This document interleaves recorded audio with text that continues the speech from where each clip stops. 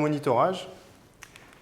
Donc, un patient typique de neuroréanimation. Donc, on voit que ça peut aller très loin quand on parle de neuromonitorage. On a un capteur de pression intracrânienne qui est par là, un capteur de PTiO2, un capteur de microdialyse.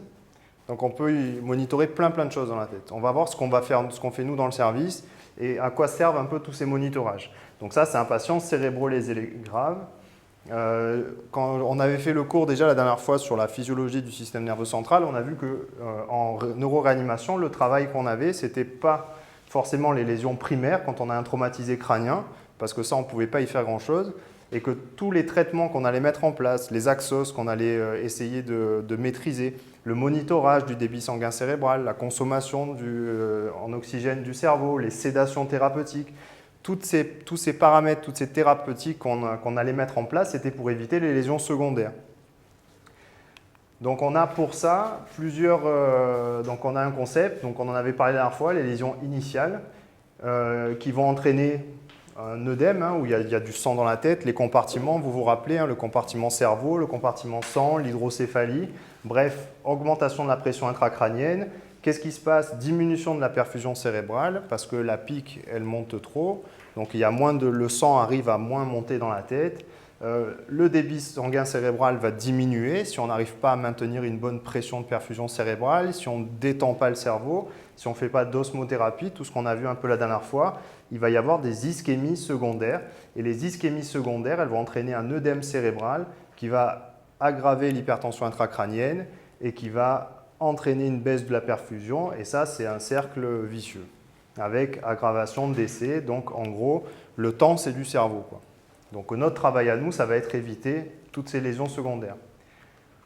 Donc, le rappel, la boîte crânienne, le compartiment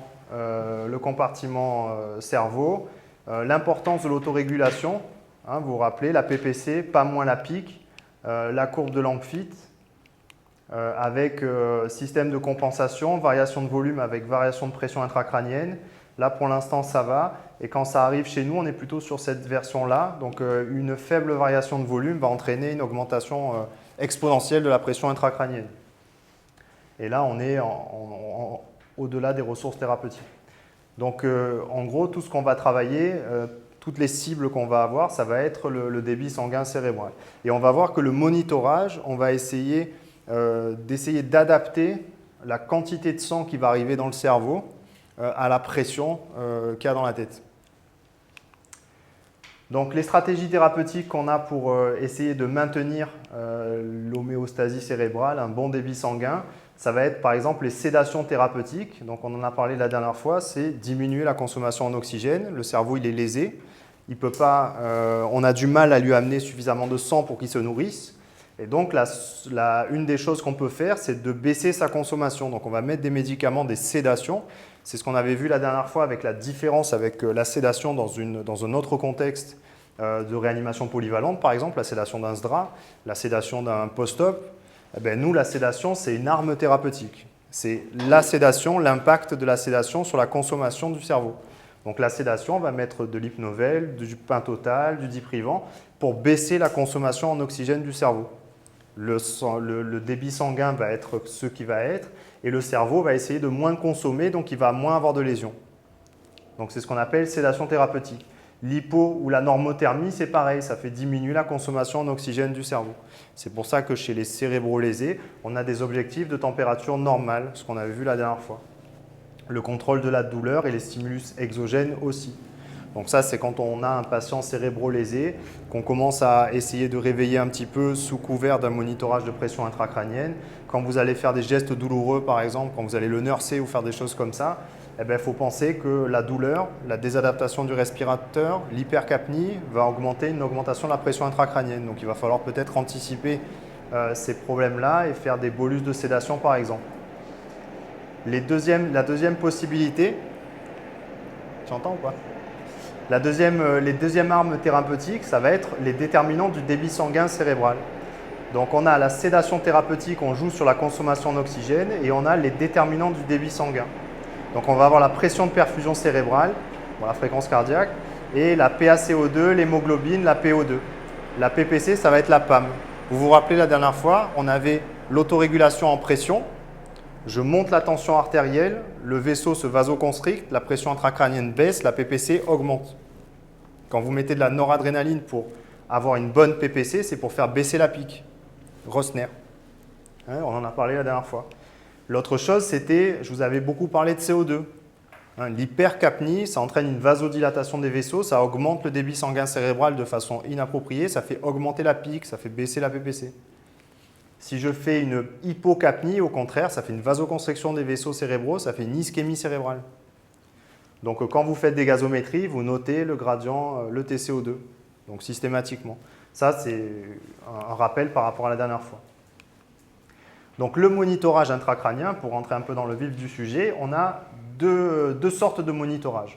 Les méthodes qui sont dites générales, où on va essayer d'estimer ce qui se passe dans toute la tête, et les méthodes qui vont être dites focales.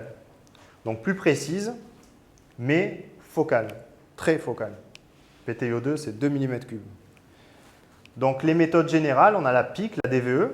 On va monitorer la pression intracrânienne, que ce soit par capteur intraparenchymateux ou par capteur dans les ventricules.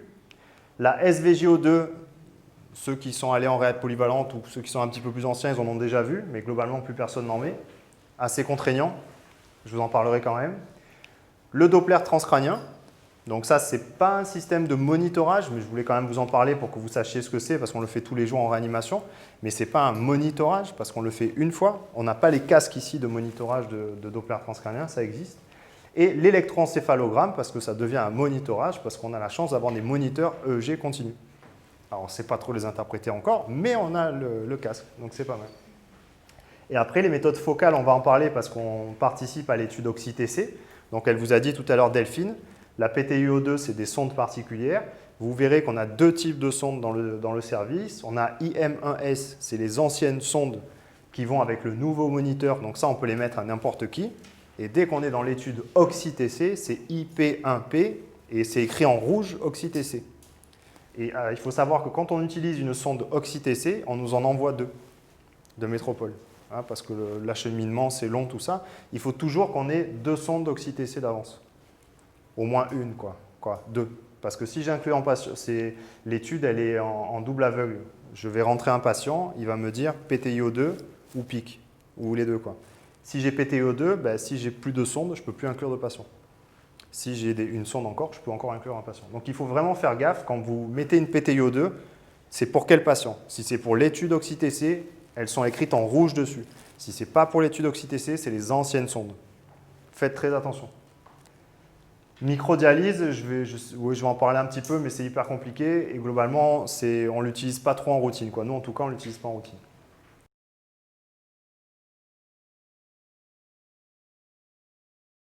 Donc la PIC, pression intracrânienne.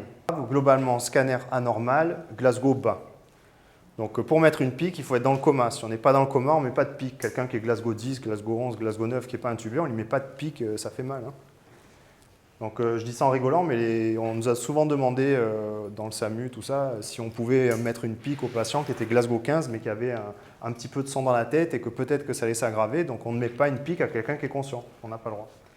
Donc après, si le scanner est normal, mais que le patient est âgé, qui a un âge supérieur à 40 ans, un déficit moteur unilatéral, alors il faut deux critères, hein, ou alors il est très instable. En gros, il faut comprendre qu'on va monitorer la PIC si on est obligé de sédater le patient. Ou alors s'il a un déficit que d'un côté, quoi. Parce que s'il y a un déficit que d'un côté, on imagine qu'il y a un hématome quelque part. Hein, quelqu'un qui a un traumatisme crânien, qui a un scanner normal mais qui ne bouge pas d'un côté, ce n'est pas normal. Il y a soit une dissection, soit il y a une contusion qui va apparaître après, ou alors il a une hypotension et on voudrait essayer de mettre de la noradré pour avoir une bonne tension, et là il faut qu'on ait une PIC pour avoir une PPC.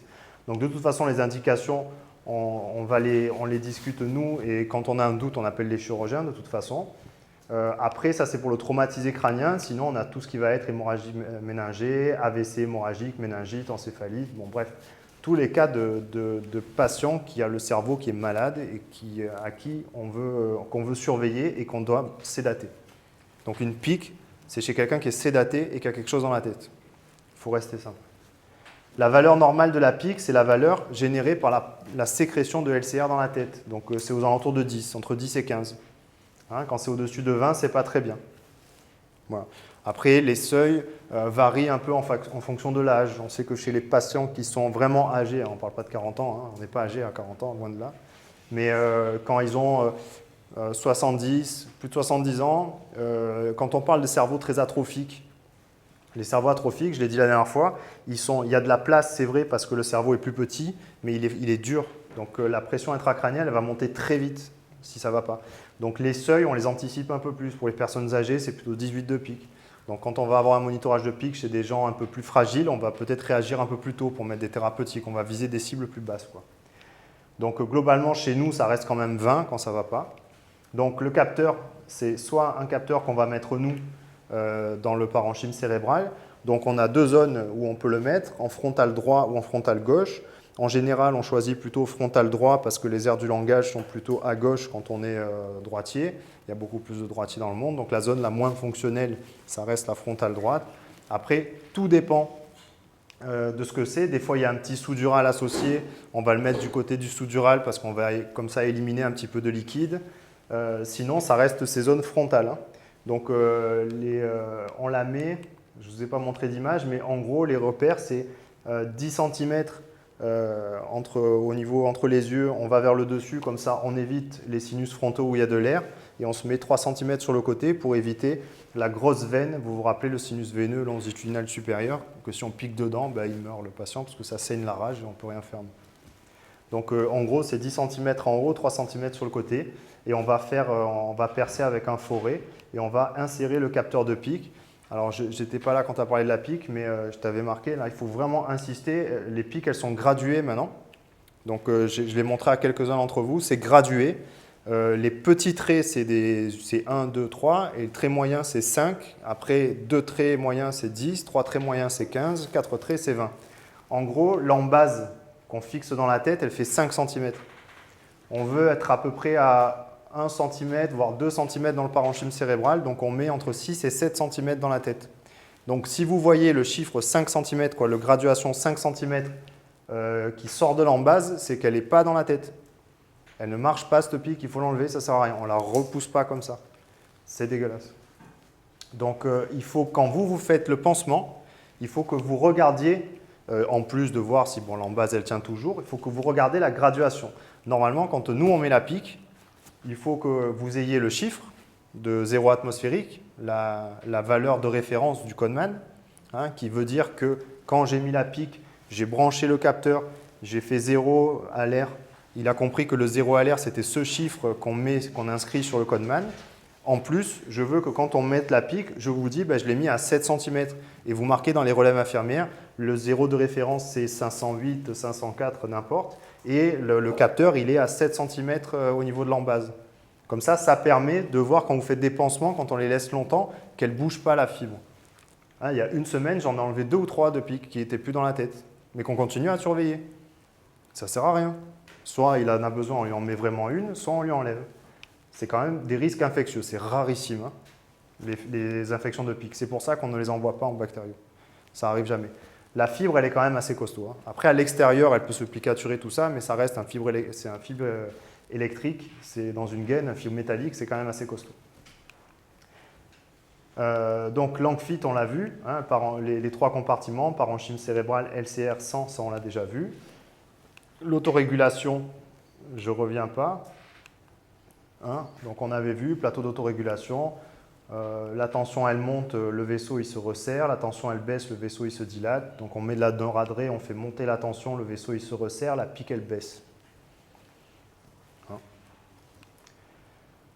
Donc je vous ai dit à certains d'entre vous, et puis je l'ai montré aussi, quand on a une pique, c'est facile pour vous, infirmiers, d'arriver le matin ou le soir quand vous prenez la relève et de dire est-ce qu'il y a une autorégulation en pression, oui ou non. C'est facile, vous regardez les tendances et vous regardez la pression artérielle elle baisse, la pique elle monte, la pression artérielle elle monte, la pique elle baisse.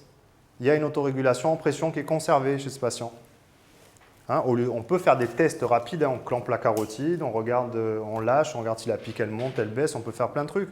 Ou alors je monte la tension artérielle, avec de l'éphédrine, je regarde si la pique elle monte. Et puis vous, de toute façon, en pratique, vous allez nous dire la PPC que tu veux, j'arrive pas à l'atteindre parce que j'arrête pas de monter la noradrée, la pique monte aussi. Donc ma PPC qui est la différence, elle ne bouge pas. Okay. Donc ça, c'est facile à voir hein, sur un tableau des tendances. Là, vous regardez sur les scopes, on a toutes les tendances et vous allez pouvoir voir très bien que le patient il régule ou pas. Et c'est une information importante parce que s'il n'y a pas d'autorégulation en pression, il faut faire très attention aux chutes de tension parce que s'il chute en tension et que le vaisseau ne se dilate pas et que la pression, la pique, elle va baisser, mais elle va baisser parce qu'il n'y a plus de sang qui arrive dans la tête et le patient il fait une ischémie cérébrale. Hein, la pique, c'est un reflet de la pression dans la tête. Une pique normale, je l'ai dit la dernière fois, ça ne veut pas dire que ça va. Ça peut vouloir dire que le patient il s'ischémie le cerveau parce qu'il n'y a pas assez de sang qui monte dans la tête. Le chiffre de pique ne veut pas tout dire, c'est une mesure très générale. D'accord? Ah là, vous voyez une perte d'autorégulation. Hein, la tension monte, la pique monte, la PPC, elle ne bouge pas, voire même elle va descendre. Ça, c'est pas bon. Le patient est plus grave qu'un autre. Donc, le moniteur, donc en gros, quand on va mettre une pique, on va commencer à faire le champ, tout ça, elle vous en a parlé. Vous allez nous servir, on va prendre la perceuse, on va faire la petite locale, un petit trou, on va faire la perceuse, on va trouver la tête, on va visser l'embase. Et puis après, on va allumer le Codeman. Il va demander de brancher le capteur. On va brancher le capteur. Qu'est-ce qui va se passer? Il va dire capteur détecté. 0, on va faire le 0 atmosphérique. Si le Codeman est branché derrière au scope, on ne pourra pas avoir la pique tant qu'on n'aura pas fait l'étalonnage entre le Codeman et le scope. Il va vous le demander d'emblée. Donc P0, P20. Il va vous faire communiquer le scope. Mais s'il n'est pas branché, le Codeman, et que moi j'ai besoin d'avoir la pique de suite et que je m'en fiche qu'elle soit sur le scope en urgence, je vais vous demander de débrancher derrière le scope avec le Codeman. Et là, il va juste demander de faire le 0. 0, il va dire 0 accepté, référence de la fibre. On le marque sur le Codeman, on peut le marquer sur la fibre elle-même. Il y a un endroit, 3 chiffres pour marquer la référence. Ça permet de débrancher, de rebrancher la fibre quand on part au scanner ou n'importe. Sachant qu'on aime bien, nous, avoir la pique au scanner quand même, mais si jamais ça se déconnecte, que lui il tombe en panne, n'importe, si on le rebranche à quelqu'un d'autre, on mettra la référence. Tout à l'heure, on a fait avec Marivonne, on a fait un rebranchement de la pique. La référence, c'était moins 99, alors que la référence, c'était 508. Donc là, il a fallu manuellement remettre 508, sinon c'était pas bon, il aurait affiché n'importe quoi. Donc il faut faire attention à ça. Une fois qu'on a mis la fibre, une fois qu'on a fait le 0 atmosphérique, on rentre la fibre dans la tête, il y a le chiffre qui s'affiche. Après, on branche le Codeman au scope et là, on va étalonner le Codeman avec le scope pour qu'il se comprenne. Donc, on va dire, je vais appuyer sur 0 pour que lui, il affiche 0. Il faut que le scope affiche 0. Après, je choisis soit 20, soit 100. Là, il y a 20, il y a 100. J'appuie sur 20, il faut que le scope il affiche 20. Je fais accepter, c'est étalonné. J'aurai en théorie la fibre, j'aurai ce chiffre-là qui sera le même que celui sur le scope. Ça permet d'avoir un retour et ne pas avoir à la rentrer à la main, c'est quand même plus important. On devrait avoir un de ces quatre, je ne sais pas quand, les nouveaux moniteurs, parce que ça, c'est quand même, ça fait Mathusalem, hein, je suis né avec. Hein. Donc ceux-là, c'est les nouveaux moniteurs, et surtout ce qui est intéressant, c'est que on va avoir vraiment des tendances. Et on va avoir surtout des pourcentages de temps pendant 24 heures avec une pique supérieure à temps. Dans les études, ce qui est plus intéressant que le chiffre lui-même de pique, parce que ça ne veut rien dire, hein, il peut avoir 62 piques parce qu'il a toussé pendant 10 minutes, ce n'est pas ça qui va mourir, et il peut avoir pendant 24 heures 32 piques et jamais s'en sortir.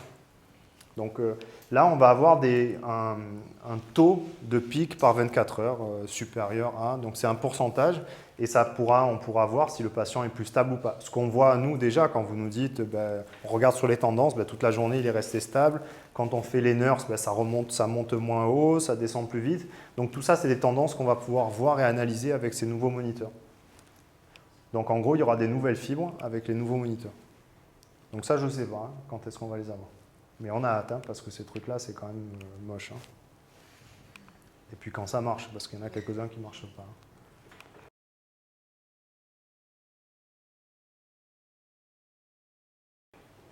Donc ça, c'était la première façon de monitorer la pression dans la tête. Donc on est juste la pique pour avoir la PPC.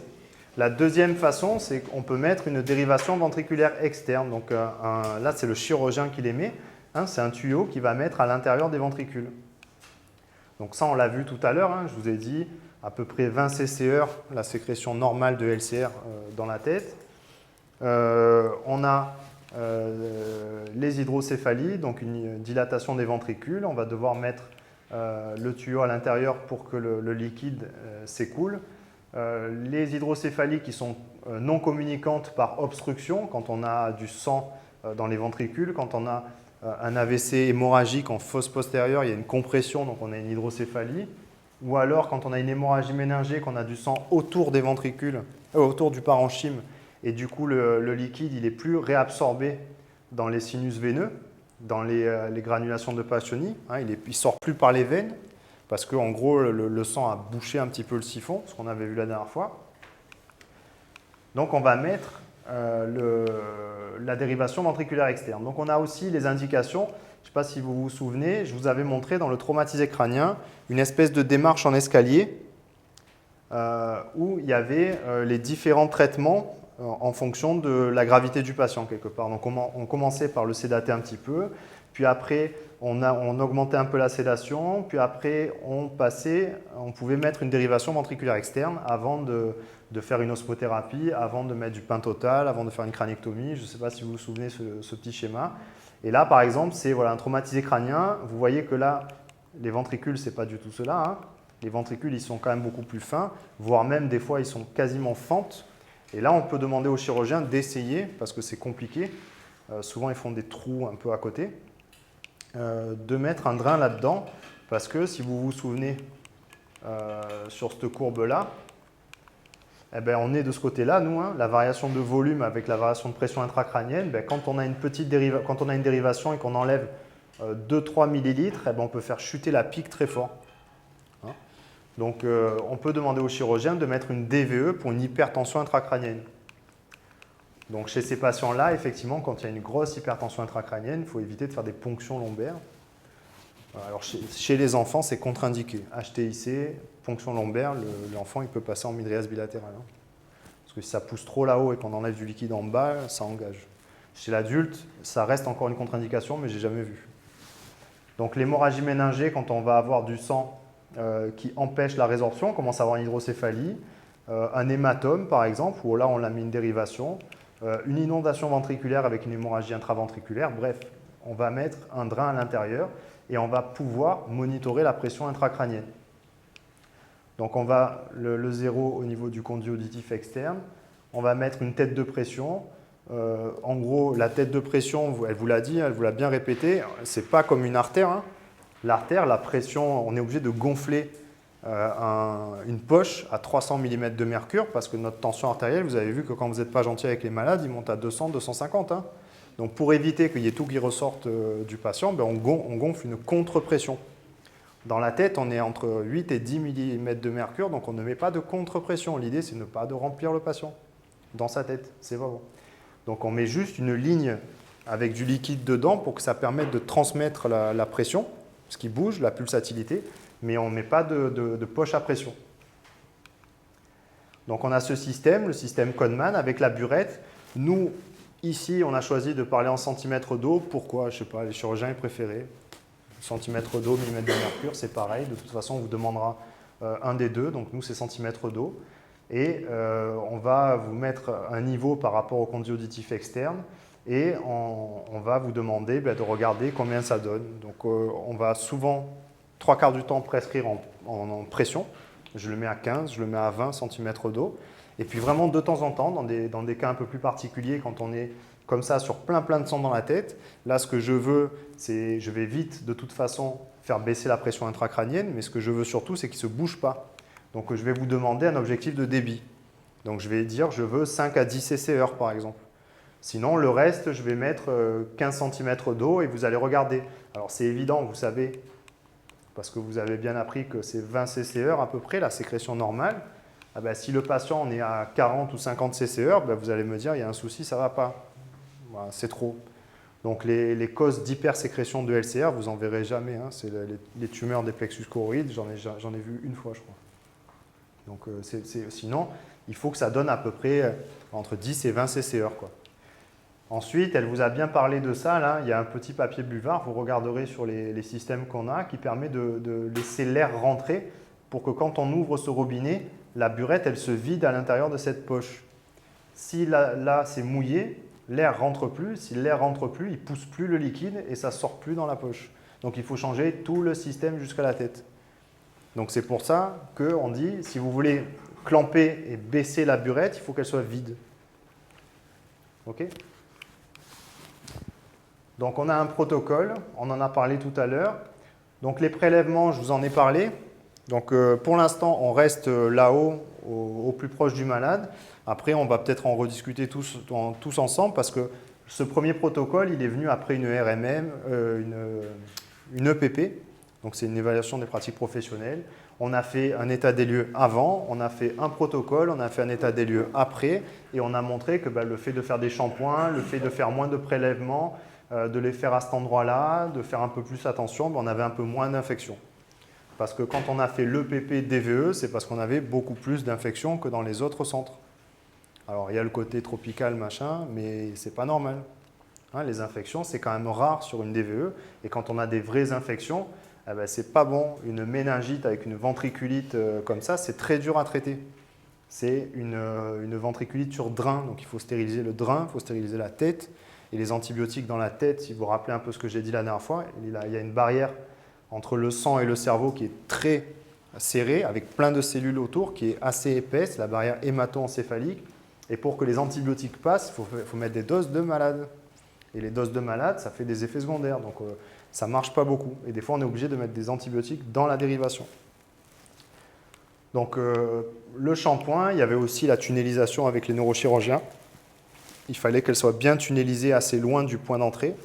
Le fait qu'on mette un point à l'ablation, ça ne se faisait pas. Moi, je sais qu'à Marseille, on ne mettait pas des points, de toute façon. On tirait la DVE et puis c'est fini, on met un truc. Et nous, on s'est aperçu qu'on avait trop, ça coulait. Et on a eu des patientes où j'enlève la DVE le matin, après un prélèvement de LCR qui est parfait. Le soir, elle a 40 de fièvre, elle est Glasgow 8. On fait la PL, c'est de la purée de poids. Elle a fait la méningite dans la journée. Voilà, et ça avait coulé un peu, donc on met des points systématiquement. Et pour Chloé, là, on fait un point en blaire de Neuty. C'est le mieux. Tu fais un U. Et comme ça, tu apposes les parois, là, comme les points hémostatiques sur les scalpes, et ça ne coule plus du tout. Donc après, il faut surveiller, parce que ça nous est arrivé aussi pas mal de fois, comme on met un point systématiquement, d'avoir une petite bosse de LCR. Donc ça, il faut qu'on le sache aussi. Il faut le dire. Si la tête gonfle, on a des patients sur des craniectomies, qui ont la tête qui gonfle, tout ça. Ça se voit cliniquement. Donc, c'est des choses que vous pouvez vous transmettre. Donc, la prescription, ça va être en pression, donc en centimètres de mercure. On vous le dira, mais quand on a une hémorragie méningée qui vient d'arriver avec un anévrisme qui n'est pas sécurisé, on ne veut pas drainer trop vite l'hydrocéphalie pour ne pas faire de ressaignement. Donc, on vous mettra un niveau forcément plus haut que d'habitude. On vous mettra 20 cm d'eau en vous disant il ne faut pas que ça donne trop. Donc, comme elle vous a dit, la surveillance d'une DVE, ça va être le liquide, la quantité, tout ça, et surtout l'aspect du liquide. Un liquide qui est clair et qui d'un coup devient rouge écarlate, ce n'est pas normal. C'est souvent un ressaignement. Et ce n'est pas bon. Donc, c'est à surveiller. Les principales complications des DVE, le dysfonctionnement. Donc, le protocole, quand on a une DVE qui est bouchée, la première chose à faire, c'est d'ouvrir le pansement. Moi, je n'essaye pas de déboucher une DVE si vous ne m'avez pas ouvert le pansement. Parce que le cathéter qui est au niveau de la tête, quand il sort au niveau de la tunnelisation, il est très fin et il est très mou. Et donc, ne serait-ce que le plicaturer un peu, ça ne donne plus. Il y a 10 mm de mercure, ça ne montera pas à 150 la pression dans la tête. Donc, ça ne va pas pousser contre un drain plicaturé. Donc, dès que ça ne coule plus, la première chose que vous devez faire, c'est ouvrir le pansement. C'est chiant, mais c'est comme ça. Et il y a plein de situations où on a juste ouvert le pansement, ça a redonné parce que c'était plicaturé. Ça permet d'éviter de faire un scanner pour rien, d'aller injecter de l'actilis dans la tête. Deuxième chose, si ça ne marche pas, ce qu'on peut faire, ce que vous pouvez faire, c'est s'il y a des caillots dans la ligne, pas le patient, la ligne jusqu'à la burette, vous pouvez rincer cette ligne-là. Parce que le fait d'avoir des caillots dans cette ligne fait que le liquide il a plus de mal à circuler et ça peut boucher au fur et à mesure. Et le fait d'enlever ces caillots à ce niveau-là, ça peut refaire partir le flux. Donc jusque-là, vous pouvez faire. Après, dès qu'il va falloir injecter dans la tête, c'est nous. C'est plus à vous de le faire. Donc nous, on va prendre un cc de sérum phi, on va pousser, on va essayer d'injecter dans la tête, résistance ou pas. Et si ça ne suffit pas, malheureusement, on va vous demander, on va descendre au scanner pour regarder si elle est toujours en place, parce que des fois, elle n'est plus en place. Parce que si on met un drain juste là, le chirurgien, il va ponctionner. S'il ne fait pas attention à la distance à laquelle il la met, dès qu'il va avoir du liquide, il va s'arrêter. Dès que les ventricules vont commencer à dégonfler, elle va rester dans le parenchyme, elle va sortir. Donc avant d'injecter de l'actylyse, ça a été déjà fait, dans la tête du patient et le faire saigner en nappe, eh bien, on fait un scanner pour être sûr qu'on est toujours en place. Si on est toujours en place, après nous, on injecte de l'actylyse, un thrombolytique puissant. On injecte 1 mg sur des petits flacons de 2 mg, donc 1 cc. On injecte derrière 2 cc pour faire la tubulure jusque dans la tête. Le but, on n'est pas en train de faire un protocole de traitement d'hémorragie intraventriculaire, on veut juste déboucher le drain. Donc ce n'est pas les mêmes posologies que Clear, les études Clear par exemple. C'est pas pareil. Et du coup, on laisse clamper une demi-heure, 1 heure, ça suffit. Et puis après, on ouvre et normalement, ça marche. Si ça ne marche pas, ben, le chirurgien, il la change, s'il y en a besoin.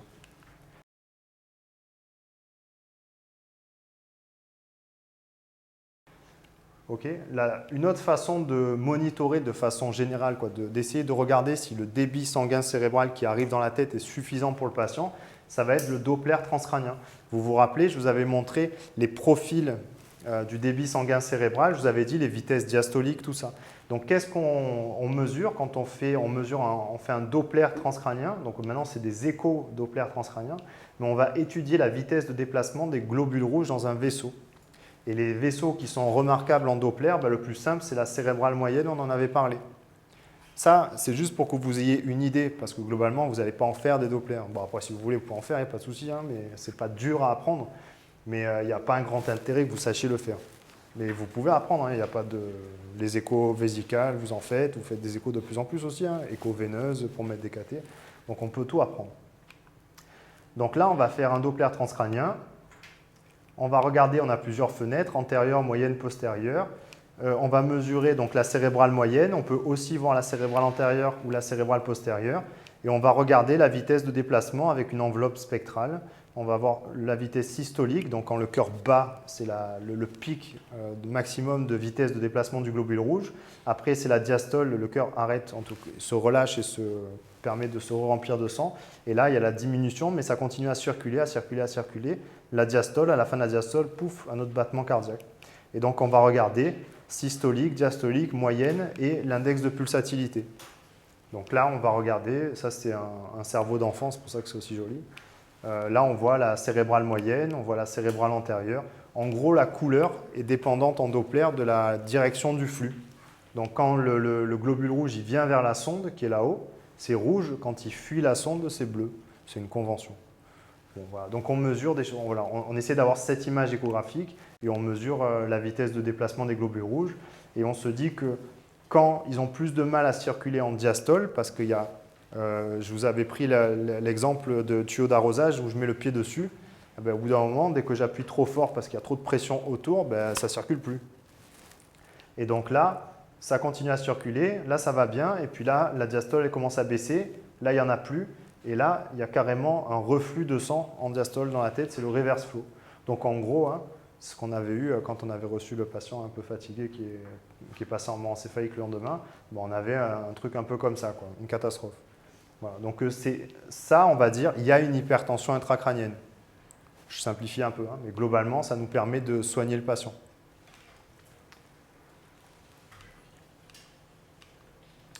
Donc ensuite, je vais vous parler rapidement de la SVGO2. La SVGO2, c'était un petit capteur qu'on mettait dans la jugulaire interne en piquant à l'envers.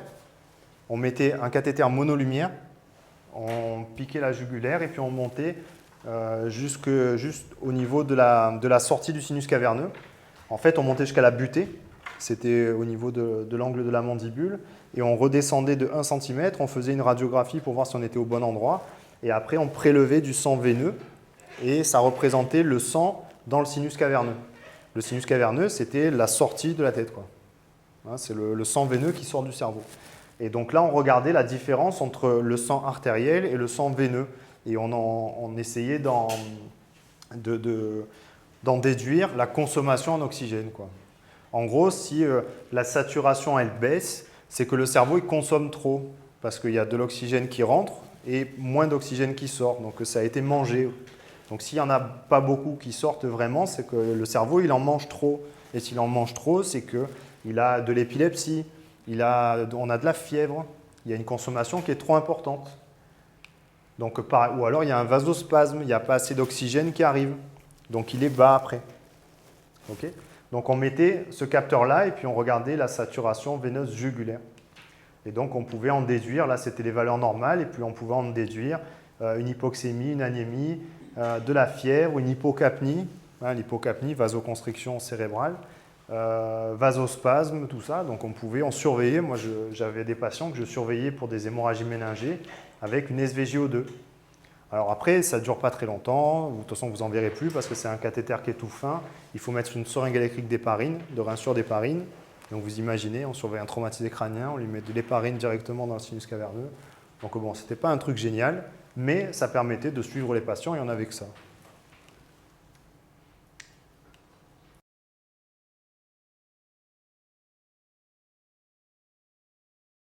Donc ensuite, on a, chez nous maintenant, on a les moniteurs EEG. Donc les moniteurs EEG, très rapidement, les manips vont nous installer des électrodes. En gros, les chiffres impairs, c'est le côté gauche, les chiffres pairs, c'est le côté droit. Il y a frontal, pariétal, occipital, temporal, voilà, pariétal, occipital. En gros, c'est des zones de la tête. Hein. Ça va mesurer l'activité électrique du cortex. Donc très, très proche de l'os. Et là, on va regarder des tracés comme ça. Donc, soit c'est un ERS un peu vigoureux, soit c'est un état de mal épileptique. Voilà, donc c'est plutôt un état de mal épileptique. Et nous, surtout ce qu'on va chercher, donc on va monitorer les états de mal, effectivement. Et en neuroréanimation, je vous ai parlé de sédation thérapeutique tout à l'heure, quand on va mettre du pentotal, du thiopental, du nesdonal, on va chercher à arrêter le cerveau. Là, ce n'est même pas de baisser la consommation, c'est le faire arrêter. Donc là, il ne fonctionne pas, hop, il se remet à fonctionner, il ne fonctionne pas, hop, il se remet à fonctionner. Ça, c'est une imprégnation au pento. On cherche des bursts de suppression. Et pour être actif, il faut qu'on ait 20% de ratio suppression. Il faut que sur une minute, on ait 10 à 12 secondes de période de suppression. Si c'est tout plat, soit il est mort, soit on est un surdosage en pentotal. Et là, un surdosage en pentotal, c'est un EEG plat, un patient qui est en mydriase bilatérale aréactive, qui est en hypothermie, qui est sous noradré. Donc c'est un patient qui cliniquement est mort, mais il a du pentotal. C'est pour ça que quand on est à la coordination et qu'on arrive le matin et qu'on nous dit pento positif dans les urines, eh ben, on ne peut pas faire d'électroencéphalogramme pour dire s'il est mort ou pas. Parce qu'il n'y a aucun neurologue qui dira tracé plat avec des barbituriques dans les urines. Et comme nous, à La Réunion, on n'a pas de dosage quantitatif, mais purement qualitatif, ils vont juste dire il y a ou il n'y a pas, ils ne diront pas combien.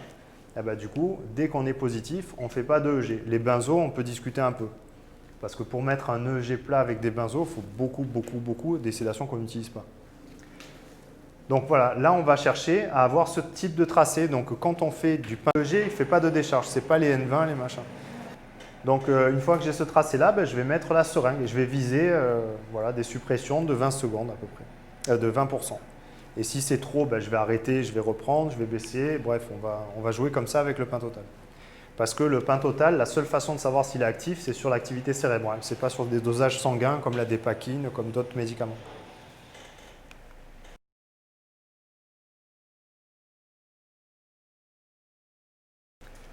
Ensuite, on a la PTiO2.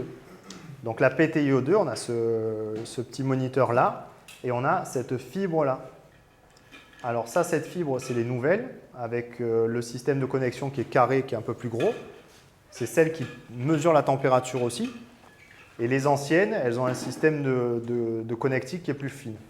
Donc on a pareil une embase qu'on va visser dans la tête. On va mettre ça et puis après on va mettre un tuteur qu'on va visser et puis après on va monter la fibre qui est là. Et c'est l'Urlock de toute façon. Ça va se fixer là-haut. Et l'idée, c'est d'aller mesurer le débit sanguin cérébral dans la substance blanche.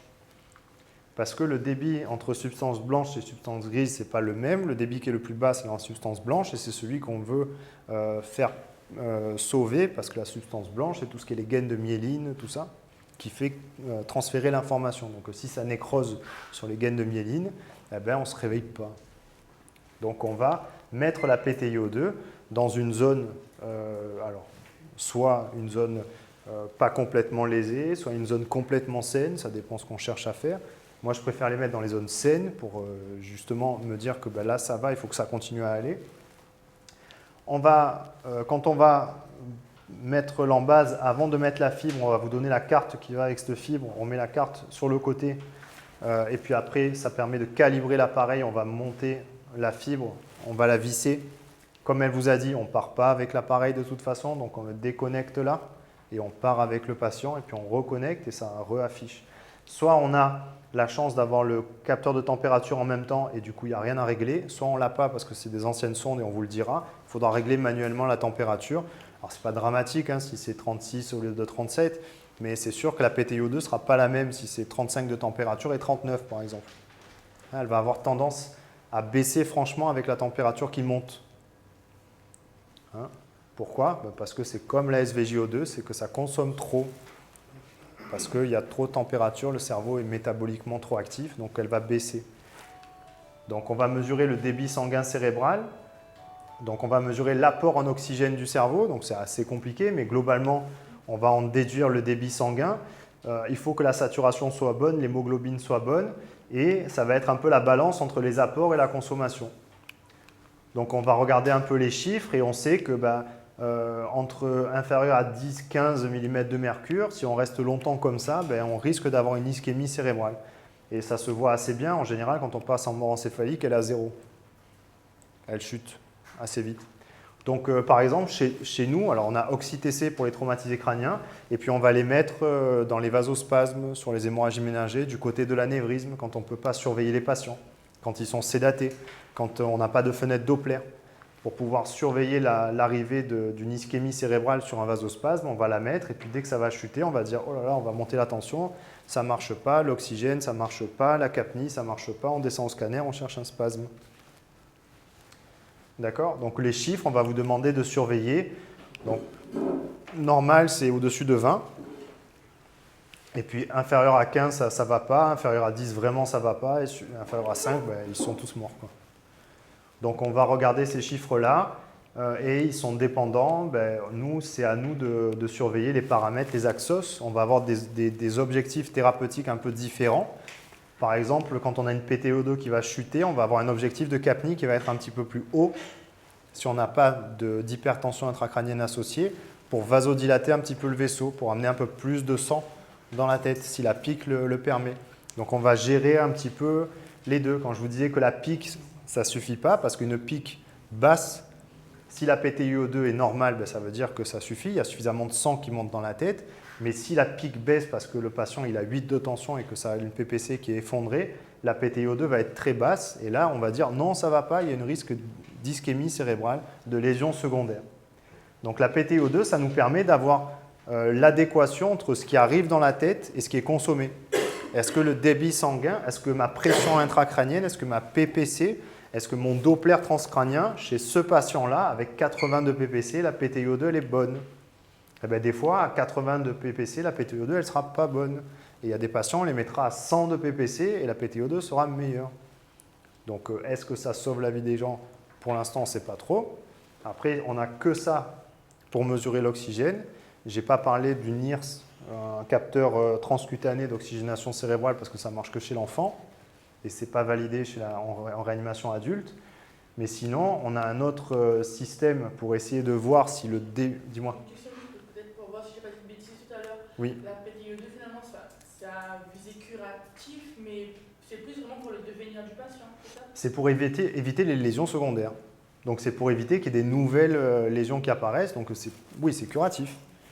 On traite le patient. C'est un monitorage qui donne une information en plus. Tu as la pression intracrânienne avec la PPC. Et quand tu mets la PTiO2, c'est parce qu'on pense que la PPC ne suffit pas. parce que 60 de PPC pour toi, ça va aller bien, 80 pour Clarisse, ça ne suffira pas, n'importe quoi. On va adapter la pression de perfusion cérébrale aux valeurs de PTiO2 en plus, d'oxygénation cérébrale. Ça mesure 2 mm3, ça mesure exactement l'endroit où c'est, quoi. Hein, ça ne mesure pas l'ensemble du cerveau. Donc, on n'a que ça.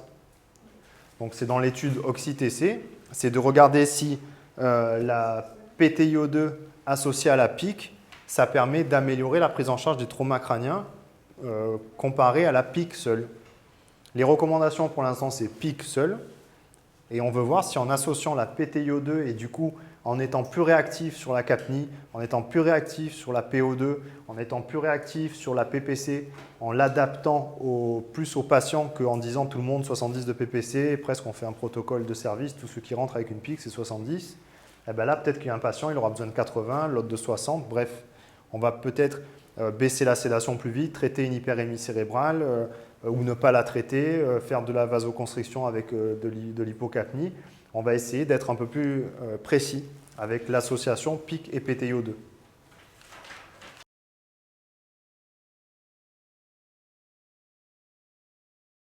La microdialyse, très compliquée. On mesure des paramètres biologiques dans la tête d'activité cérébrale. Globalement, le cerveau il mange du glucose, il le transforme en lactate. Donc, en gros, s'il mange trop, s'il n'y a plus de glucose dans la tête, c'est qu'il y a plutôt une ischémie. Si elle n'est pas complètement basse et qu'il y a quand même il y a des lactates qui restent encore bas, ça peut être une crise métabolique. Si elle est trop haute, bon bref, c'est trop compliqué. En gros, ça on ne l'utilise pas parce que les chiffres, les valeurs se chevauchent trop en fonction des situations pathologiques. Donc on mesure des paramètres dans le liquide du cerveau. Mais ça, ce n'est pas en routine.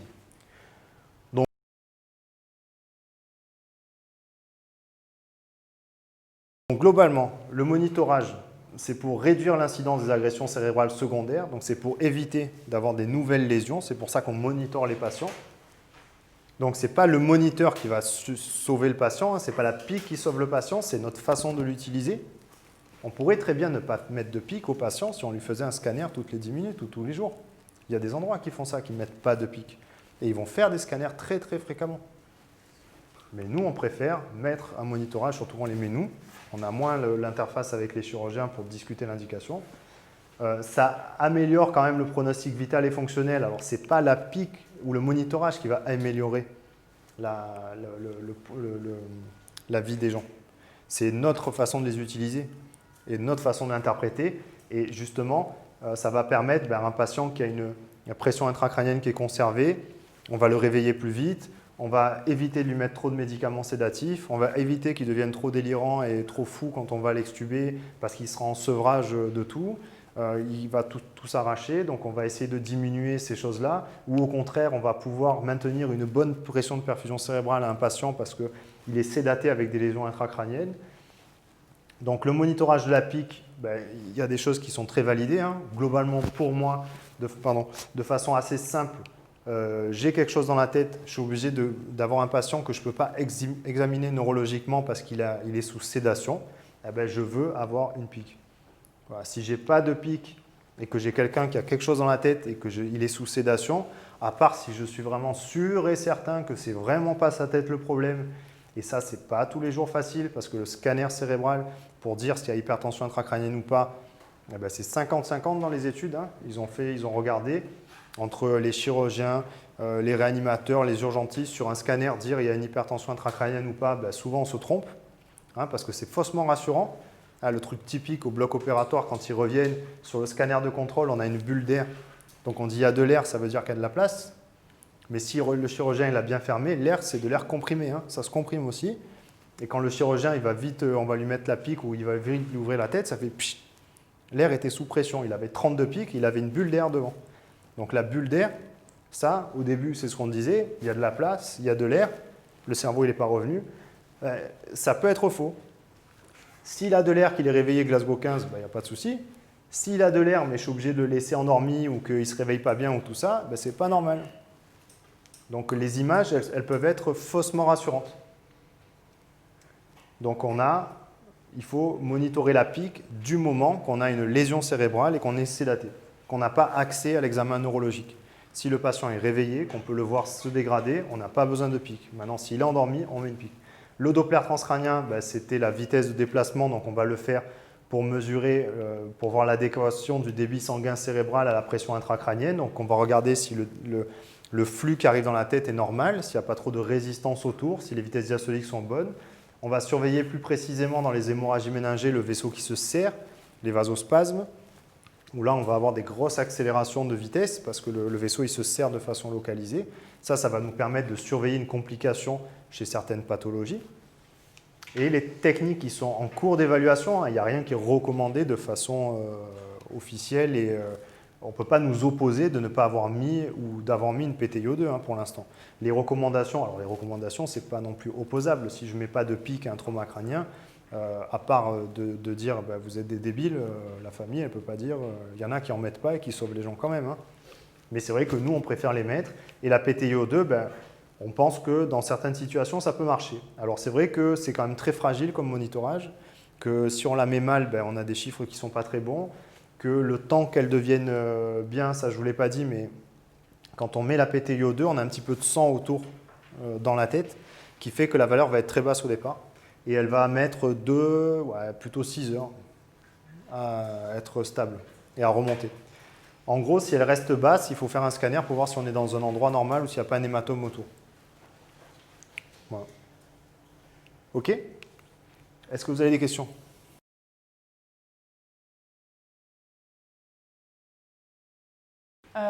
Déjà, on va commencer par la PIC, c'est le capteur de pression intracrânienne. En fait, c'est un écrou que le médecin pose en chambre chez nous. C'est posé par le médecin et l'infirmier. En fait, c'est un écrou qu'on visse à la base du crâne, dans laquelle on glisse une fibre qui permet de capter la pression intracrânienne. Du coup, comme j'ai dit, c'est posé en chambre par le médecin et l'infirmier. De toute façon, tout ce qui dit matériel qu'il faut, pour les nouveaux, il y a des kits qui sont prêts dans notre service. Vous ne cassez pas la tête, prenez les kits, il y a tout dedans. Et après, de toute façon, il faudra refaire les kits à chaque fois et il y a le listing intégré. Donc, vous avez tout ce qu'il faut pour le matériel. Les seules choses où il faut être vigilant pour nous, c'est que c'est de la lidocaïne adrée qu'il faut pour la locale. Et la lido adrée, c'est au frigo, si vous cherchez au cas où. Deuxième chose à noter pour nous, c'est que pour mettre le capteur de pic, il faut une perceuse. Parce que le médecin il va percer le crâne en fait, pour pouvoir mettre l'écrou. Et chez nous, on a 2 perceuses, l'ancien modèle et le nouveau modèle. C'est bien différencier les deux. Il faut juste faire attention parce que quand on prend la perceuse, c'est en stérile. Vous allez l'ouvrir et le médecin va prendre le kit à l'intérieur qui est en stérile.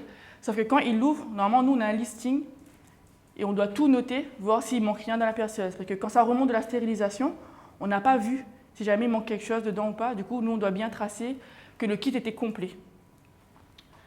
Et ensuite, pour la désinfection de la perceuse, l'ancien modèle, on peut tout mettre à tremper, tout, sauf la batterie.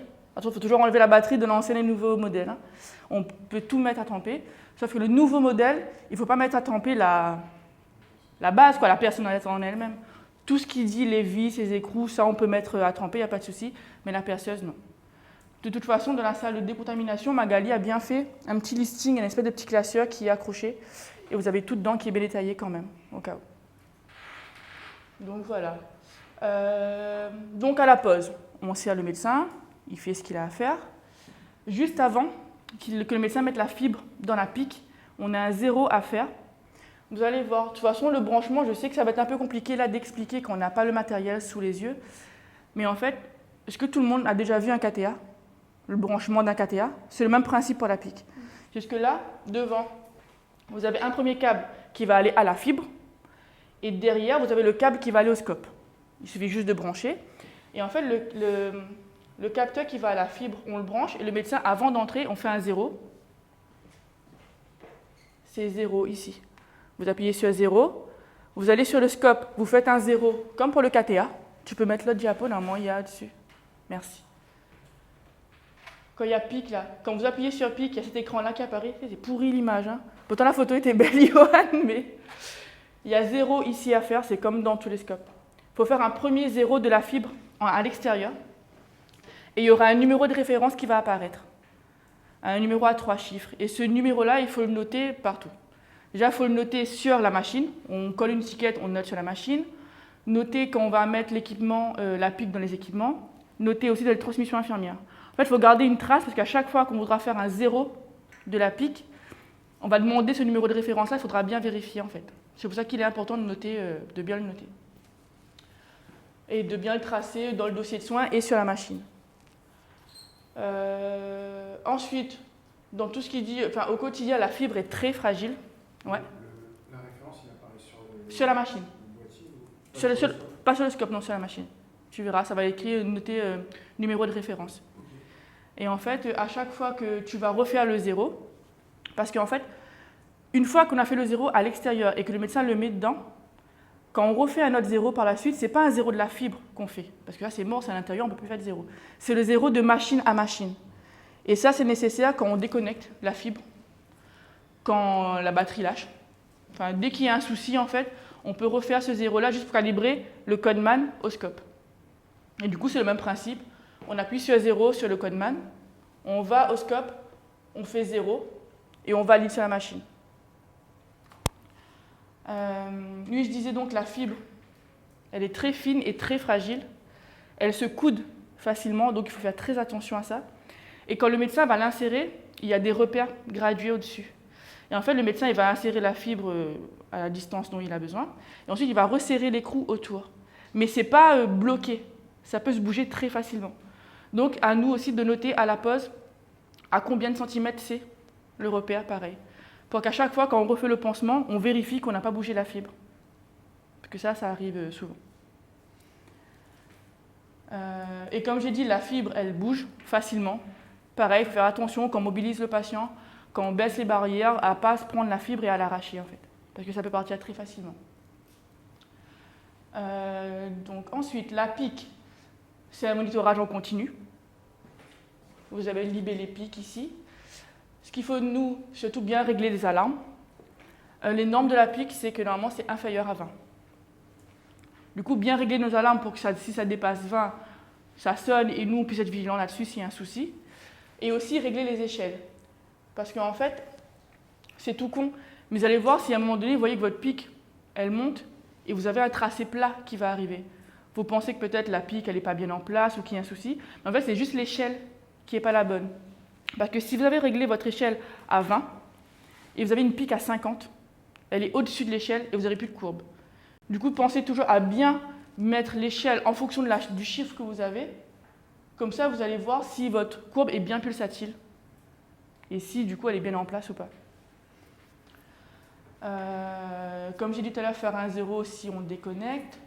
Au niveau du transport, eh ben, il faut transporter le codeman. Il est assez lourd, il faut le visser sur une potence au niveau du lit. Sauf qu'on a des codeman qui ne tiennent plus vraiment la batterie. Vous allez voir, dès que vous allez déconnecter, ça va s'éteindre. Soit vous changez d'appareil, soit si c'est des patients assez stables, entre guillemets, vous pouvez demander au médecin et des fois on descend sans le codeman. Du coup là, il suffit juste de déconnecter au niveau de la fibre, tout simplement. Mais bien sûr, il faut demander l'accord au médecin avant. Et si le médecin veut absolument, ben là, il faut changer de codeman, refaire le 0 et tout remettre en place. Au niveau du nursing, précaution, pareil, à la mobilisation, on fait attention à la fibre. Si c'est un patient qui est en hypertension intracrânienne, il faut bien sûr faire gaffe à le mettre à plat le moins possible. Donc quand on fait le nursing, on le laisse demi-assis, on fait ce qu'on a à faire devant. Et vraiment, quand tout est prêt pour le tourner, là on le met à plat. Enfin, si c'est vraiment une grosse hypertension intracrânienne, il ne vaut même pas le mettre à plat, on le laisse à demi-assis. Mais vraiment, s'il y a besoin, c'est juste mettre le patient à plat, le temps de le tourner, faire le dos, changer les draps, le remettre sur le dos et on le rassoit tout de suite. C'est laisser vraiment le moins possible à plat. De toute façon, je pense que David, il l'avait expliqué au cours précédent et je pense qu'il va le redire là. Mais voilà. Au niveau des pansements, la PIC, c'est un pansement tous les 2 jours, un bêta 4 temps. La particularité, c'est qu'il faut qu'on prenne, à la fin, prenez une compresse imbibée d'antiseptique et vous mettez autour de la base de la vis, en gros. Et ensuite, c'est un pansement sec. Petit conseil pour les pansements secs, les opéropores, ne jamais coller les opéropores face à face avec la fibre au milieu. Parce que les gars, ça va être la galère pour décoller, ça va être un cauchemar. Pensez toujours à mettre une compresse ou trouver une façon, mais vous voyez les opéropores, la partie collante. Ne collez pas comme ça les deux parties avec la fibre au milieu, parce que pour décoller, ça va être horrible. Et c'est là que vous allez prendre le risque de déplacer la fibre, de l'arracher carrément. Donc, jamais faire ça. Et enfin, pour l'ablation de la pique, c'est l'infirmier qui le fait. Il suffit juste de dévisser. C'est un peu hardcore la première fois. Voilà, faut le faire. Je sais pas quoi dire. Faut pas hésiter à tirer, voilà. Parce qu'en fait, vous allez dévisser. Ça se dévisse assez facilement en général. Mais en fait, il y a une espèce de petit rond en plastique ou en silicone, je sais pas là. Mais finalement, la peau, la chair se reconstruit un petit peu autour. Et du coup, il faut bouger un petit peu et pas hésiter à... Je n'ai pas dit aller tirer comme un malade. Si vous voyez que vraiment ça ne vient pas, il vaut mieux dire au médecin que lui, il vient tirer comme un malade s'il le veut. Mais voilà, il ne faut pas hésiter à y aller, quoi. Et ensuite, le médecin va faire un point de suture si besoin. Bien souvent, il vaut mieux parce que des fois, il peut avoir, ça saigne un peu ou une petite fuite de LCR, donc le médecin va faire un point. Et on envoie en bactériaux si besoin. Pareil, il faut demander au médecin à chaque fois. Je vérifie que j'ai rien oublié. Si vous avez des questions, ou si peut-être les anciens ont... J'ai oublié un truc, non? Voilà. C'est tout. Au niveau de la traçabilité, c'est pareil. Dès la pose, on note dans les équipements. Comme ça, on a bien la date de pose pour que les pansements, ça suive après. Et de toute façon, je vais redire à la fin, mais un truc important, quand on note les pansements, il faut le noter à chaque fois que l'on fait. Et on note les pansements dans le dossier de soins infirmiers. Pour ceux de dommage joli, tu n'as pas l'image. Mais en fait, on a accès aux équipements dans deux parties dans notre logiciel. Il y a dans les prescriptions médicales, vous voyez, prescription, surveillance, ventilation, équipement. On ne note pas les pansements là-dedans. Notez dans le dossier de soins infirmiers. Parce que si on note là-dedans, souvent, ça ne s'enregistre pas ou ça ne remonte pas. Vous n'avez pas accès à tous les pansements qui ont été faits. Donc, vous mettez toujours noté dans le dossier de soins infirmiers. Ensuite, on va voir la PTiO2. Alors, la PTiO2, c'est un capteur de... En fait, ça capte le taux d'oxygénation des tissus cérébraux. Voilà. La norme, c'est supérieur à 20. C'est un peu à visée curatif, mais ça aide plus, en fait, à voir le devenir du patient. Donc, le médecin, il pourra jouer un petit peu sur ces chiffres. C'est pas comme la pique. Le patient, il monte sa pique, on pourra le sédater, on pourra mettre des choses en place.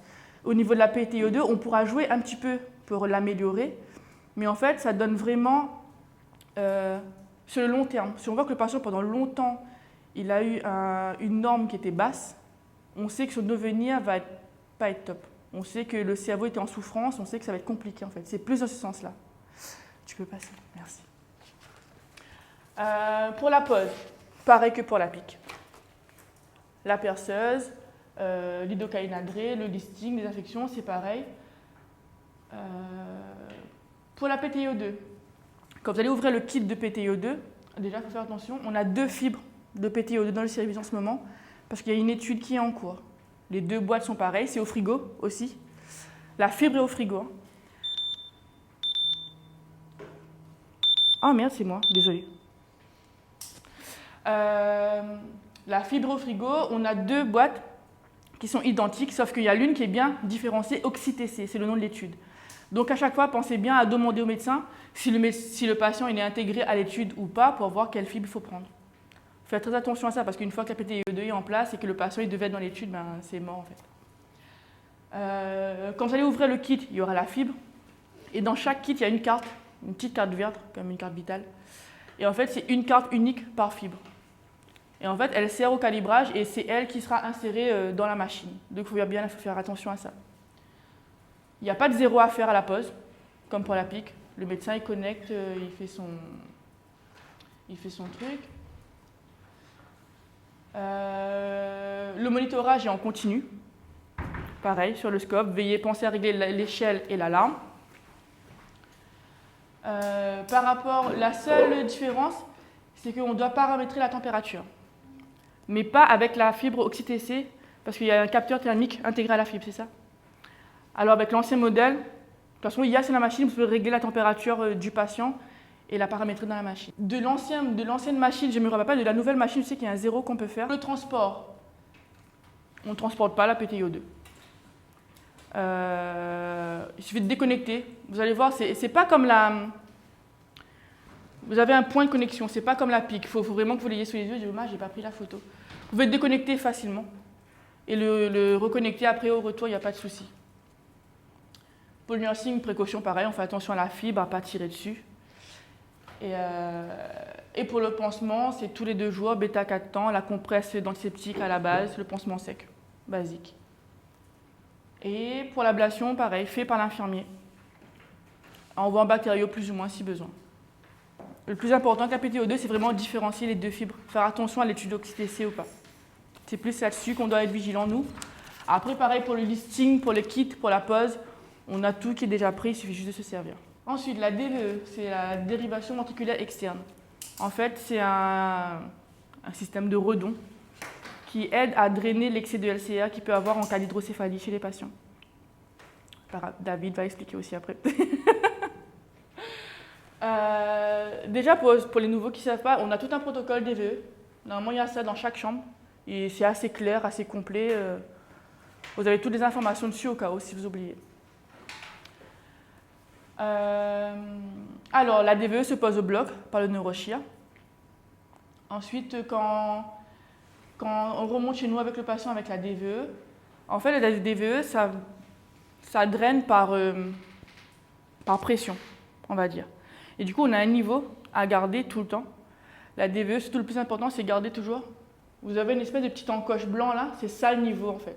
Et c'est ça qu'on doit mettre à ce niveau-là. C'est le trou de Monroe, c'est ça, non? Je crois le nom, je sais plus. C'est ça. Du coup, c'est à ce niveau-là et c'est ça qui est très très important, nous, de notre prise en charge au quotidien, c'est que ça soit toujours à ce niveau-là. C'est très compliqué pour les patients qui bougent. Mais on doit être vigilant là-dessus parce qu'en fait, si notre patient est au-dessus, ça va drainer trop. Et c'est dangereux, en fait, ça peut collaber au niveau des ventricules. Et si on est en dessous, ça ne va pas drainer du tout. Et ça ne va pas non plus aider le patient à s'améliorer. Donc il faut être hyper vigilant, que ce soit toujours à niveau, la DVE. Donc nous, très régulièrement, même si c'est prescrit surveillance toutes les 3 heures, vous n'êtes pas obligé de noter à chaque fois la surveillance. Mais jetez un coup d'œil quand même très régulièrement avec DVE, dès que vous entrez dans la chambre, voir si c'est toujours à niveau, voir si c'est pulsatile. Vous allez voir dans la tubulure, souvent il y a des petits caillots de sang. Vous allez même voir le niveau de la DVE. Ça doit bouger tout le temps. Et c'est comme ça que vous allez voir si la DVE elle est bouchée ou pas. Il faut être vigilant à ce niveau-là. Si jamais vous voyez que votre DVE n'a rien donné pendant 1 heure, 2 heures, et que quand vous regardez, vous ne voyez pas que c'est pulsatile, vous pouvez prendre la DVE. Si vous la mettez tout complètement en bas, ça va drainer à fond. Ça doit revenir tout de suite, mais beaucoup. Donc là, si vous faites ça, vous voyez que ça revient. Ok, vous remettez en haut, vous vous dites, parce qu'il n'y a pas grand-chose à drainer, donc ça va, elle n'est pas bouchée. Si vous faites ça et vous voyez qu'il n'y a rien qui vient, il faut prévenir le médecin tout de suite, c'est que la DVE elle est bouchée. Donc regardez si c'est bien pulsatile, vérifiez la quantité. Si votre DVE elle donne 50 cc en 1 heure, c'est pas bon du tout. En moyenne, c'est 10 cc heure. Et il faut être bien vigilant là-dessus. Dès que vous voyez que ça donne trop, tout d'un coup, il faut prévenir le médecin. Et on doit aussi vérifier l'aspect du LCR. Normalement, elle est eau de roche, elle peut être un peu trouble. Citrin, ça veut dire qu'un peu jaune clair. Séro-sanglant, rosé. Ou hématique, c'est complètement rouge, c'est du sang. Et si vous voyez que votre LCR il était plutôt clair et que tout d'un coup il devient rouge, là il faut prévenir le médecin tout de suite aussi, c'est qu'il y a un souci. Et tout ça, c'est à noter dans notre pancarte de surveillance, à chaque fois. Au niveau du transport, il faut être vigilant, toujours garder la DVE à niveau, et surtout ne jamais la mettre allongée. Jamais, jamais, jamais. Parce qu'en fait, en haut, où il y a le réceptacle gradué, il y a une petite membrane qu'il ne faut pas mouiller en fait. Et si elle est mouillée, la DVE, elle perd sa perméabilité. Et du coup, elle ne pourra plus donner. Donc, il faut toujours la garder verticale, la DVE. Il faut faire attention quand on va passer le patient sur sa table de scanner ou sur doit le mobiliser, à toujours garder à niveau, à faire gaffe à ne pas tirer sur le câble, à ne pas arracher la DVE surtout. Du coup, pour le transport ou pour le nursing, pareil, on essaie de garder au maximum à niveau. Pour le nursing, quand on aura besoin de mettre le patient à plat pour le tourner, soit vous mettez la DVE à niveau quand il est à plat, soit vous clampez la DVE. Il y a plusieurs clampes blancs tout au long de la ligne. Vous pouvez clamper le moins longtemps possible. Pareil, vous essayez de tout prévoir pour qu'au moment que vous allez tourner, ça se fait en 5 minutes rapidement. Mais si le LCR est hémorragique, il vaut mieux éviter de clamper parce que ça risque de se boucher, tout simplement à cause du sang. Donc moi, dans ce cas-là, je vous conseille, si vous mettez le patient à plat, de mettre la DVE à plat, au même niveau, quoi. C'est le plus simple. Et si jamais vous clampez, surtout de ne pas oublier de décamper. Ça arrive, c'est déjà arrivé à tout le monde, mais il faut être vigilant là-dessus. Au niveau du prélèvement, on peut prélever du LCA sur la DVE. En fait, là, il y a un premier robinet, et là, il y a un site de prélèvement. Et sur notre protocole, en fait, c'est dit qu'il faut prélever au plus près du patient. C'est ce qu'on voulait voir, docteur. Ouais. En fait, je vais vous expliquer après. Il y a deux façons de faire, il y a deux façons de réfléchir sur le prélèvement de DVE. Il y a soit le problème du prélèvement de DVE, c'est que le risque, c'est l'infection. L'infection au niveau de la DVE, c'est la méningite. Donc le risque, il est gros. Il y a plusieurs solutions. Il y a des protocoles où ils prélèvent au niveau de la burette sur du liquide frais. Et si le liquide il est sale, il y a une bactérie, on remonte là-haut, on refait un prélèvement là-haut. Et il y en a qui font que là-haut directement. Parce que le qualitatif, le meilleur prélèvement, c'est celui qui va être fait sur la valve là-haut, une fois que c'est clampé. Parce que c'est direct, il n'y a pas toute cette tubulure qui est plus stérile du tout. Mais un prélèvement là-haut, c'est en condition stérile, avec blouse stérile, gants stériles, champ, tout ça stérile. Alors que là, juste des gants, et vous faites avec des gants stériles, mais c'est pas stérile, tout le monde la touche, je te dirais. Donc ça dépend. Soit, nous, c'est vrai qu'au départ, on avait dit pas beaucoup de prélèvements et que là-haut.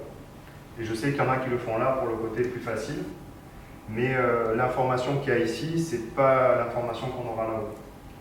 En gros, ici, le liquide il va sédimenter un peu, il y a toute la tubulure qui est plus stérile, le robinet qui n'est pas stérile. Donc si je trouve un germe à ce niveau-là, pour être sûr qu'il y a une méningite, je vais vous demander de le refaire là-haut, en stérile. Voilà. Mais bon, il y en a qui font juste pour les protéines, ils le font là, pour savoir si on peut mettre une DVP après, ça je vous en parlais. Et s'ils cherchent une méningite parce que le liquide il est suspect là, ils vont aller faire un prélèvement là-haut. Donc je sais pas trop. Nous on avait plutôt considéré qu'on le faisait là-haut, mais parce qu'on ne veut pas en faire trop. Parce que trop de prélèvements, ça fait des méningites. Mais là-haut, tu parles du robinet ou du site de prélèvement? C'est vrai que le site de prélèvement, c'est plus propre. Il y a un site de prélèvement là, où il suffit juste de connecter une seringue, pas d'aiguille. Vous percutez avec une seringue, et c'est une aspiration douce de 1 ml de LCA. Ça revient, normalement, ça revient très facilement. Tu peux remettre en arrière, s'il te plaît. Celle-là Celle-là, c'est bon. Il faut remplir 2 tubes à chaque fois. C'est 1 ml par tube? Non, c'est 0,5. C'est 10 gouttes, c'est ça? Ouais, à peu près, ouais. 3 tubes? En fait, les 3 tubes, c'est quand tu fais une PL, parce qu'on ne va pas repiquer le patient. Là, comme c'est sur une DVE, 2 tubes suffit. Ah d'accord, ouais, d'accord. Il n'y en a pas un qui va au frigo parce Non. qu'il y a 3, d'accord. Là, les 3, c'est la sécurité pour la PL, au cas où s'il y a un souci, au niveau du labo, il perd ou il y a une contamination, je ne sais quoi, on a un tube, il n'y a pas besoin de repiquer le patient. Ensuite, pour le prélèvement, vous allez voir ici, pareil. Du coup, désolé, on ne voit pas très bien. 1 millilitre, il y a un tube, on doit faire une glycémie capillaire sur ce LCA-là. Il y a un tube qu'on envoie en bactériaux et un tube qu'on envoie en biochimie. Sur les bons de biochimie, c'est à l'arrière tout en bas. Il faudra bien cocher liquide de dérivation. Vous allez voir, soit c'est pour le LCA, il y a ponction lombaire, liquide de dérivation, il y a d'autres choses, je ne sais plus c'est quoi. Mais vous cochez bien liquide de dérivation et vous cochez ce que le médecin demande. Il y a lactate, chlore, je ne sais plus de tête. Lactate, chlore, il y en a encore 2 autres, je ne sais plus c'est quoi. Mais voilà, quand il y a le lactate, il y a la glace. Il faut mettre dans la glace pour acheminer. Après, c'est comme pour une PL. Dès que vous allez faire descendre les prélèvements, il faut appeler le bactério pour prévenir qu'il y a du LCA qui descend. Comme ça, ils vont prendre en charge tout de suite. Comme je vous ai dit, si jamais vous avez un doute, vous voyez que la DVE elle est bouchée, vous appelez le médecin, il viendra voir à son tour. Et si vraiment elle est bouchée, le médecin, lui, il va essayer de voir. Soit, je vais vous montrer après avec la pive, il va juste rincer la tubulure. Parce que des fois, c'est un caillot qui bouche dans la tubulure externe en elle-même. On essaie de déboucher ça et on voit si ça revient ou pas. Sinon, le médecin, lui, on lui sert en stérile, il va aspirer. Pareil, sur le site de prélèvement, il va essayer d'aspirer doucement pour voir s'il y a un peu un caillot qui bouche. Et la troisième solution, c'est que le médecin va injecter de lactylise. Ça se fait en chambre. Il faut être vigilant, de toute façon, il y a ce protocole, si jamais on doit faire. On doit laisser la camper, la DVE pendant 1 heure, surveiller le patient, monitorer la PIV, que je vais vous expliquer après. Et ensuite, on déclampe s'il n'y a pas de souci. Pour l'ablation de la DVE, c'est fait par l'infirmier en chambre. On envoie en bactérion systématique et il faut demander au médecin de venir faire un point de suture. Pour la DVE, les pansements, c'est tous les 3 jours. C'est un pansement bêta 4 temps, avec un pansement simple dessus. Bien faire gaffe, avant de refermer, que ce n'est pas coudé au niveau de la DVE. Shampoing bétadiné tous les 6 jours. Bêta scrub. Vous allez voir, vous avez la DVE qui descend dans un réceptacle gradué. Vous avez une poche de recueil en dessous. Cette poche de recueil là aussi, on doit la changer quand elle est pleine. De toute façon, on n'aura pas le choix. C'est à faire en stérile. C'est assez simple, hein, c'est comme une poche de redon. Il suffit de clamper, enlever, changer, enfin remettre une propre à la place. Dernier point, au niveau de la DVE, on peut monitorer une PIV. C'est la pression intraventriculaire. En fait, on monte une ligne de pression, comme pour les KTA, qu'on va brancher sur le robinet proximal de la DVE. Il suffit juste de prendre une poche de NaCl, on purge la tubulure, on connecte. Le plus important, c'est une fois qu'on a purgé la ligne de pression, on clampe tout, on identifie PIV, DVE. Ici, le roller, il y a du sparadrap pour être sûr qu'on ne peut pas utiliser. À ce niveau-là, sur le capteur, on met un sparadrap, on identifie bien que c'est la PIV. Parce qu'en fait, le NaCl, il nous sert juste à purger la ligne. Il ne faut jamais l'utiliser pour injecter du NaCl dans la tête du patient. Jamais, jamais. Du coup, pensez bien à identifier partout parce que c'est des garde-fous au cas où. Vraiment identifier que cette ligne-là, c'est la ligne de la PIV. Comme j'ai dit, tout clamper, bien tout clamper et identifier pour ne pas qu'on se trompe. Pas de poche à pression, même si c'est un capteur de pression, pas de poche à pression sur la PIV. Ne pas injecter de NaCl. Le monitoring, du coup, ce n'est pas en continu. Vu qu'elle est sur la DVE, c'est un monitoring qu'on fait à chaque tour. Là, vous avez le robinet, c'est écrit off. En journée, là, c'est fermé sur la ligne de pression et c'est ouvert du côté de la DVE pour que ça draine. Et à chaque tour de surveillance, il suffit juste d'ouvrir le boîtier, toujours avec une compresse antiseptique, tourner le bouton, on ferme du côté des DVE et on ouvre du côté de la ligne. Et c'est là qu'on aura un chiffre qui sera fiable et un chiffre qu'il faudra noter dans la pancarte. Après, pareil, avec la ligne de pression, vous pouvez faire un 0 comme pour le KTA, c'est le même principe. Et bien sûr, on laisse 2-3 minutes, le temps que ça stabilise. Vous allez voir pareil, au niveau de l'échelle, si c'est bien pulsatile, etc. Vous laissez un petit peu de temps, le temps que ça stabilise, et vous avez un chiffre qui est fiable. Et quand c'est fini, vous n'oubliez pas de réouvrir du côté de la DVE, surtout, et vous refermez le boîtier. Ce chiffre-là, on trace sur la pancarte de surveillance. Bien différencier la PIV et la PIC. De toute façon, maintenant, sur le nouveau ReAssist, avant, on n'avait pas forcément, et maintenant, c'est bien différencié. On a bien le chiffre PIC et PIV. Donc, bien noté à ce niveau-là. Le 0, comme j'ai dit, on peut le faire. Pour le transport, il n'y a pas de souci. De toute façon, c'est les mêmes précautions que pour la DVE. Et pour le nursing aussi, c'est pareil. Au niveau de la traçabilité, comme j'ai dit au début, dès qu'il y a un nouvel équipement qui est posé chez votre patient, vous le mettez directement dans le dossier de soins infirmiers, comme j'ai dit. Les pansements, pareil, on trace dans le dossier de soins infirmiers, pas dans les prescriptions. On le note en systématique, on note la sepsie, quel genre de pansement on a mis dessus, l'aspect du point de ponction, si c'est inflammatoire, si c'est rouge, si c'est purulent, changement de ligne, quand on le fait, quand on a fait le shampoing bêta, quand on enlève. Toujours tout noter, en fait, pour que ça soit logique, qu'il y ait une suite logique dans la prise en charge. Et que, comme j'ai dit, les shampoings, c'est tous les 6 jours. Si on n'a pas noté la date du dernier shampoing, ça va être un peu compliqué. Vous allez voir que les shampoings, c'est un peu chiant à faire, donc on aimerait bien que ce soit bien cadré et qu'on le fasse quand il le faut, quoi.